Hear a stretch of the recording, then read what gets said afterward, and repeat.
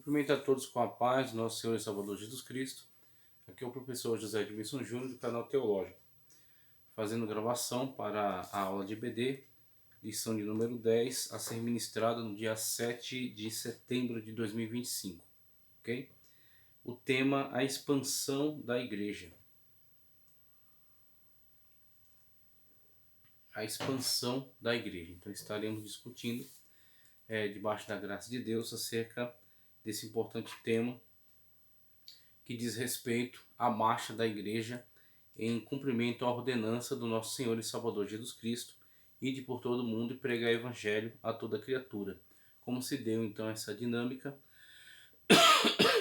do início da sua caminhada, da expansão do evangelho, vencendo todas as fronteiras e todos os desafios e levando a palavra salvífica a todos aqueles que deveriam ser alcançados, ok?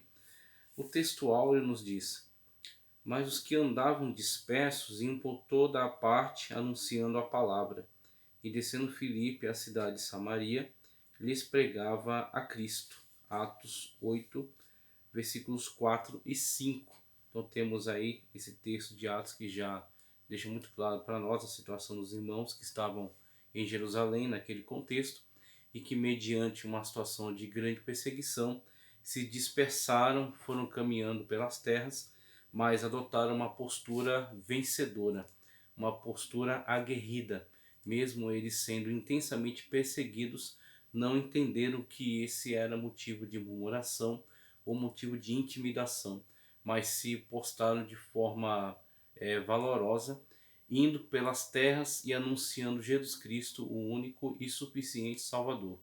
Então as perseguições podem se avolumar e se tornar quase insuportáveis, mas a diferença entre aquele que vence e aquele que supera para com aquele que é derrotado e aquele que infelizmente acaba naufragando na sua fé é a postura.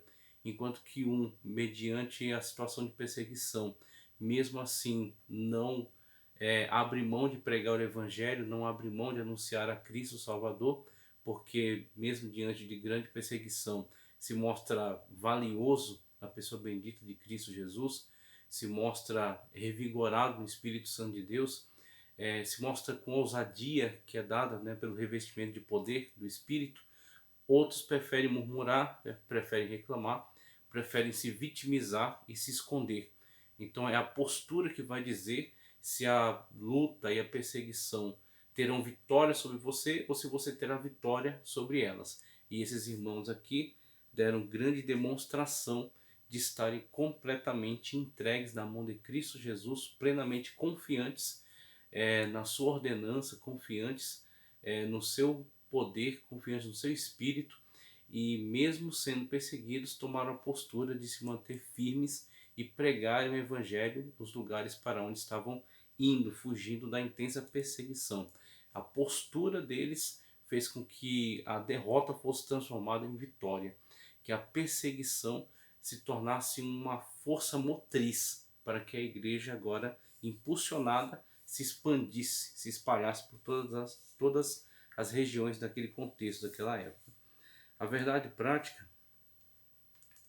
a igreja só crescerá quando ultrapassar seus próprios limites e levar a mensagem de Cristo para além das suas paredes. E é interessante porque em muitas ocasiões gostamos de falar sobre sair da zona de conforto. Muitos empregam essa terminologia, a zona de conforto. E muitas das vezes a leitura que podemos fazer acerca da zona de conforto é que em muitas situações ela nem é tão confortável, mas nós meio que nos adaptamos a ela. E em algumas situações, por exemplo, os irmãos poderiam estar aqui naquilo que normalmente chamaríamos de zona de conforto. Estão em lugar conhecido, estão em lugar familiar a eles, mesmo que um lugar não seja mais agradável, não seja mais receptivo por causa da confissão de fé que eles estão adotando, mas era um lugar conhecido e eles permaneciam ali em Jerusalém, nos arredores, mas Deus fez com que eles de fato abandonassem a zona de conforto, quando criou uma situação tal, quando permitiu que a perseguição se avolumasse, e eles agora, motivados por essa intensa perseguição, tendo que se deslocar, e em se deslocando, não fizeram isso de forma acovardada e de forma medrosa nem rancorosa, mas eles aproveitaram esse impulsionamento da perseguição e dessa dispersão para agora proclamar o evangelho em outros territórios e levar, expandir as fronteiras, arrebentar com os limites, sair daquela bolha, tá certo? Sair daquele curral, e agora eles estão de fato expandindo. Então eles foram obrigados a sair da zona de conforto. É interessante porque em algumas situações nós também temos que nos aperceber de situações que criamos e que se tornam zona de conforto, e nós preferimos estar nelas por acreditar que existem certas garantias, garantias de segurança, garantias de não sermos afrontados, de não sermos confrontados muitas das vezes. Só que Deus, ele sabendo daquilo que ele depositou em nós, do talento que ele investiu em nós, muitas das vezes ele cria situações que vão nos tirar da zona de conforto, vão fazer com que nós saiamos, nos apresentemos ao mundo, entreguemos o melhor de Cristo que está em nós, compartilhemos com as pessoas que impensavelmente seriam convertidas, impensavelmente viriam para o Evangelho. Mas quando tem contato com o Deus que está em você, que move você e que habita em você, são irremediavelmente alcançadas pelo Evangelho do Senhor e Salvador Jesus Cristo, o convencimento do Espírito Santo que se utilizará do Evangelho que é por você pregado e também vivido. Então o Espírito Santo de Deus utilizará essa mensagem eloquente para falar aos corações e trazer muito mais pessoas para o caminho de salvação da pessoa bendita de Cristo Jesus, por meio de uma situação que muitas das vezes não será tão cômoda, não será tão confortável, mas vai arrancar você da zona de conforto e proporcionar que você se torne um arauto, uma arauta do Evangelho em lugares inimagináveis. São situações assim que muitas das vezes nos acometem e que são muito semelhantes àquilo que foi vivenciado pela igreja de Jerusalém no contexto aqui da apostila. Eles se deslocaram do lugar onde estavam, que lhes fornecia uma certa situação, não tanto de conforto, mas algumas certas garantias, devido a ser um lugar conhecido, mas eles não puderam mais permanecer ali, e mesmo isso sendo no primeiro momento de grande aflição para eles, mas foi um grande ganho, tanto para eles mesmos, devido a essas grandes, maravilhosas experiências que tiveram com Cristo, quanto para o Evangelho, a expansão das fronteiras do Reino de Deus, e muito mais ainda para aqueles que foram alcançados pela mensagem de salvação, que agora tiveram encontro com o Senhor e Salvador Jesus Cristo. A leitura bíblica em classe está em Atos 8, 1 ao 8, também o 12 ao 15. Veja o que nos diz. Também Saulo consentiu na morte dele, e fez naquele dia grande perseguição contra a igreja que estava em Jerusalém, e todos foram dispersos pelas terras da Judéia e de Samaria, exceto os apóstolos. E uns varões piedosos foram enterrar Estevão, e fizeram sobre ele grande pranto, e Saulo assolava a igreja, entrando pelas casas e arrastando homens e mulheres, os encerrava na prisão. Mas os que andavam dispersos iam por toda a parte anunciando a palavra. E descendo Filipe à cidade de Samaria, lhes pregava a Cristo. E as multidões unanimemente prestavam atenção ao que Filipe dizia, porque ouviam e viam os sinais que ele fazia. Pois que os espíritos imundos saíam de muitos que os tinham, clamando em alta voz, e muitos paralíticos e coxos eram curados. E havia grande alegria naquela cidade, mas como crescem em Filipe, que lhes pregava acerca do reino de Deus e do nome de Jesus Cristo, se batizavam tanto homens como mulheres. E creu até o próprio Simão, e sendo batizado, ficou de contínuo com Filipe, e vendo os sinais os grandes, e as grandes maravilhas que se faziam, estava atônito. Os apóstolos, pois que estavam em Jerusalém, ouvindo que Samaria recebera a palavra de Deus, enviaram para lá Pedro e João, os quais, tendo descido, oraram por eles para que recebessem o Espírito Santo. Né? Que maravilhoso. Maravilhoso esse relato da obra sendo planificada com o revestimento do Espírito Santo, que é imprescindível para todos que precisam viver de acordo com o Evangelho do Senhor e Salvador Jesus Cristo. Precisam viver a sua vida cristã no seu dia a dia, ser revestido do poder pelo Espírito Santo de Deus. A introdução nos diz o seguinte: nessa semana vamos estudar como a igreja foi dispersa por causa de uma grande perseguição. Até então os cristãos estavam concentrados em Jerusalém e não tinham avançado na missão de espalhar o Evangelho. Mas tudo mudou quando Estevão, um dos escolhidos para servir, foi morto por causa de sua fé. Na verdade, Jesus já havia predito em Atos 1:8 que os cristãos seriam espalhados pelo mundo para anunciar a sua mensagem. Muitas vezes Deus usa circunstâncias para cumprir seus propósitos. Foi isso que aconteceu com a igreja em Jerusalém. Mesmo sofrendo uma grande perda e tendo de sair da cidade, os cristãos não fugiram derrotados. Pelo contrário, eles continuaram firmes, levando as boas novas para outras pessoas. Foi exatamente aquilo que destacamos já na palavra de início e que é corroborado aqui pela introdução. Deus tem seus meios de trabalhar e os meios de Deus muitas das vezes são misteriosos para nós, mas são na conclusão do seu desenvolvimento observados com plena sabedoria, tá certo? Quando nós olhamos o resultado produzido pela permissão de Deus daquela situação de perseguição sobre a igreja. Deus permitiu que a igreja fosse perseguida. Deus permitiu que Estevão fosse martirizado. Deus permitiu que muitas situações incômodas acontecessem, mas isso veio a ocorrer sob permissão de Deus e com o objetivo de que esses irmãos e irmãs que estavam cheios do Espírito de Deus, que estavam plenamente conscientes da palavra do Evangelho, eles não estivessem mais ali todos acumulados no mesmo lugar, mas eles fossem dispersos por outras terras onde compartilhariam dessa palavra de poder.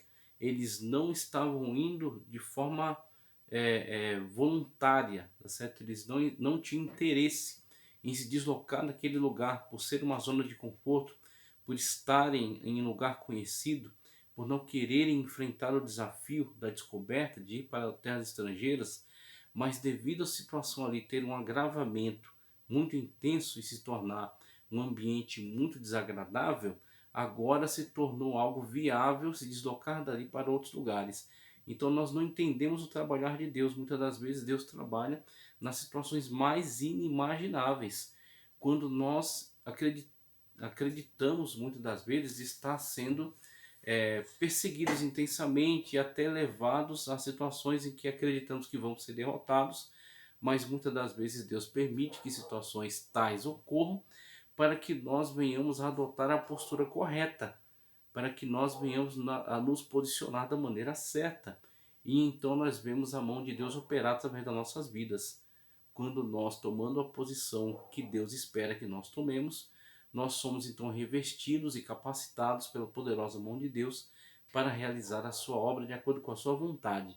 E quando você está no centro da vontade de Deus, Deus opera de forma extraordinária, de maneira que você não compreende, mas você contempla e glorifica a Deus. Assim esses irmãos puderam ver grande avivamento chegar a Samaria, mesmo com todas aquelas situações históricas conhecidas de desentendimento, de preconceito entre as populações de Jerusalém e de Samaria. Mas essas barreiras caíram todas por terra quando os irmãos se deslocaram para lá e de forma ousada abriram a boca para pregar acerca daquele que salva, daquele que cura, daquele que transforma vidas. E Jesus Cristo operou ali entre os samaritanos, não somente os samaritanos, mas entre outras populações. Eles chegaram até a cidade de Antioquia, que já está na Síria, e foram adiante, porque Deus levantou e vai levantar, ainda que é um perseguidor, posteriormente será levantado como missionário, Paulo, ou chamado aqui Saulo, e agora levará o evangelho para outras terras, para outros continentes.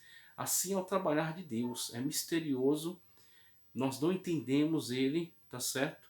Mas quando observamos seus resultados, vemos a sabedoria de Deus e glorificamos a Deus por sermos havidos por dignos de participar, tá certo? Do seu grande plano, do seu grande projeto. A igreja diante da perseguição.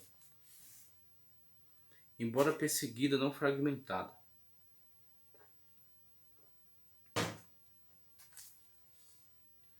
Por conta da perseguição que foi movida contra Estevão, o evangelista enfatiza que os cristãos foram dispersos pelas terras da Judéia e Samaria, exceto os apóstolos. Os capítulos 4 e 5, Atos registram a perseguição focada mais sobre os apóstolos, líderes da igreja. O fato deles não terem se dispersado como fizeram os demais crentes não significa que eles também não foram perseguidos. Eles ficaram em Jerusalém porque a igreja, sob pressão e perseguição, precisava deles. O que está em foco aqui é a intensidade que a perseguição atingiu, que daquele momento em diante alcançaria todos os crentes. Deve ser também destacado que mesmo perseguida e dispersada, essa igreja não se desorganizou, nem se fragmentou. Aí já passo para o subtópico 2 e o 3. A igreja em luto. A narrativa de Lucas destaca que uns varões piedosos foram enterrar Estevão e fizeram sobre ele grande pranto. A palavra, deixa eu entender aqui, a palavra cofetós. Cofetós, traduzida aqui como pranto, significa também choro, lamentação e luto. Lucas nos informa que esse pranto foi feito por varões piedosos. O texto não especifica quem eram eles. Alguns acreditam que fossem judeus que viviam em Jerusalém, em cuja oposição aos cristãos não era tão intensa. O contexto favorece que eram cristãos compassivos que fizeram o ensinamento antes também de fugirem e serem dispersados. E já o 3. Mas não desesperada. O fato é que a igreja pranteou Estevão, chorou por ele e lágrimas foram derramadas. Contudo, o texto não mostra uma igreja desesperada, desmotivada ou devorada pela tristeza. Um de seus membros queridos e ilustres havia sido morto, trazendo consequências para todos, mas isso não a calou, nem tampouco a impediu de manter-se entusiasmada para avançar no testemunho de Cristo. Então, olhamos aqui esses 3 subtópicos do tópico 1, a igreja diante da perseguição. E observamos aqui os pontos principais, notando, como ele mesmo já destacou, que no primeiro momento a liderança foi o alvo. Após essa primeira iniciativa de focar sobre a liderança, agora expandiram, tá certo? Perseguindo a cristandade de modo geral. Então você tem agora a situação na qual os apóstolos permanecem administrando e cuidando da obra que lhes foi confiada, essa grande igreja que ainda está presente ali, mas que os cristãos de modo geral, na sua situação particular, estão sofrendo também intensa perseguição por parte das autoridades locais. Então você terá necessariamente uma dispersão desse contingente maior de cristãos que, mesmo tendo sido dispersados, não se comportarão como derrotados e fracassados e que vão agora se desintegrar. Eles se entendem ainda parte do corpo, é o corpo de Cristo sendo perseguido, é o corpo de Cristo sendo dispersado. Mas eles não se entendem desconectados do corpo de Cristo. Eles continuam sendo igreja. É perseguido, mas é igreja. É afrontado, mas é igreja, tá certo? É caluniado, mas é igreja. É muitas das vezes ameaçado de forma muito veemente, mas permanece sendo igreja. Eles continuaram com a mesma mentalidade de igreja. Eles não entraram nas cidades para onde estavam fugindo de cabeça baixa. Pelo contrário, eles entraram proclamando e anunciando Jesus Cristo Salvador. Então a postura é que vai dizer tudo. a maneira como você vai se posicionar diante das situações, a maneira como você vai encarar os desafios. E eles encararam dessa maneira. A perseguição agora focou sobre eles, muitos deles foram dispersados, e para onde eles iam se comportando da mesma forma como é esperado que se comportasse, como igreja de Cristo, poderosa e capacitada para aquele trabalho, capacitada para aquela obra. E assim Jesus Cristo pôde utilizá-los como grandes ferramentas para realizar essa grande obra de evangelismo, de proclamação da palavra. O ponto 2 ressalta a questão do luto. É interessante, temos sempre essa concepção de chorar com os que choram, de se alegrar com os que se alegram. Não podemos ignorar o fato de que um grande homem de Deus perdeu a sua vida pregando o evangelho, pregando a palavra de Deus, denunciando o pecado. Então é necessário expressar essa tristeza, como foi devidamente expressado aqui. Mas essa tristeza, ela não vai nos tomar por completo e nem vai nos abater por causa da esperança. Esse é o grande diferencial que tem na situação do pranto levantado aqui e do desespero com que os ímpios encaram a questão da morte. Enquanto que o cristão, ele se entristece pela morte, pela perda de um irmão querido, de um irmão amado que morreu em grande dor, mas eles têm plenamente a confiança na bendita esperança de que todos nós seremos ressuscitados e seremos arrebatados e estaremos com Jesus Cristo na glória, juntamente com este irmão que já recebeu a sua coroa, que já adentrou ao céu pelas portas e que já está aguardando pelo grande dia da ressurreição, em que todos juntamente, ninguém precederá, ninguém antecederá, todos juntamente adentraremos a sala do trono e estaremos diante de Cristo Jesus, ok? Então temos aí a grande esperança. Devido à grande esperança, essas situações que ocorrem durante a caminhada nos entristecem, mas não nos abatem, tá certo? Então você pode ser entristecido, mas isso não será causa de desânimo, de abandono da fé. Mas não desesperada, que é o subtópico 3 aqui, conforme destaca. A tristeza, que é normal, a tristeza que deve sim ser sentida e ser vivenciada, mas ela não terá como resultado desânimo, e sim mais força. Estevão, com o sangue dele, ele regou essa obra e ela cresceu com mais força, ela cresceu com mais veemência. Estevão pregou e derramou seu sangue, e os irmãos, agora tomando o exemplo de Estevão, pregaram com mais veemência ainda, com mais ousadia ainda, e foram levar o evangelho até outros lugares. A igreja que evangeliza, veja, a evangelização centrada na palavra. Em Atos 8,4 lemos que os que andavam dispersos iam por toda parte anunciando a palavra. Esse versículo mostra que a igreja primitiva era movida pelo poder do Espírito, ou seja, cheia da presença divina para levar a mensagem de Jesus adiante. Mas além disso, a igreja de Jerusalém também era focada na palavra de Deus. Os cristãos que foram espalhados por diferentes lugares não pararam de falar sobre as boas novas de Jesus. A igreja primitiva operava sob o Espírito Santo e era, portanto, firmada na palavra de Deus. Sua fidelidade à mensagem do reino resultou em muitas conversões, milagres e libertações. Se queremos evangelizar com êxito, também precisamos viver pelo poder do Espírito e estar centrados na Bíblia. E o subtópico 2, evangelização centrada em Cristo. Filipe, um dos 7 escolhidos para servir na igreja, também foi disperso e, ao chegar a Samaria, lhes pregava a Cristo.